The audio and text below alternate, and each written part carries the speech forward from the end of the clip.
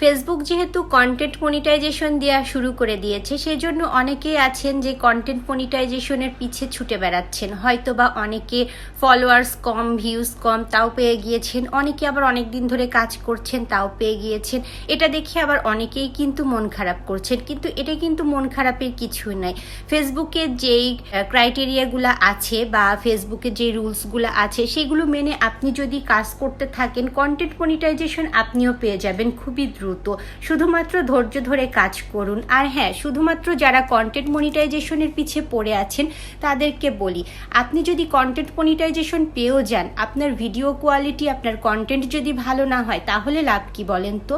আপনার তো সেই ভিউজ না হলে, ফলোয়ার্স না বাড়লে, আপনার তো সেই ইনকামটা ফেসবুক থেকে আসবে না। কন্টেন্ট মনিটাইজেশনের পিছনে না ছুটে নিজের কন্টেন্টগুলোকে ইমপ্রুভ করুন, নিজের ভিডিও কোয়ালিটিগুলো ইমপ্রুভ করুন। দেখুন, এমনিতেই সবাই আপনার কন্টেন্ট পছন্দ করবে এবং আপনার ফলোয়ার্স, ভিউয়ার্স বাড়বে, আর তখন এমনিতেই আপনার কন্টেন্ট মনিটাইজেশন দ্রুত পেয়ে যাবেন।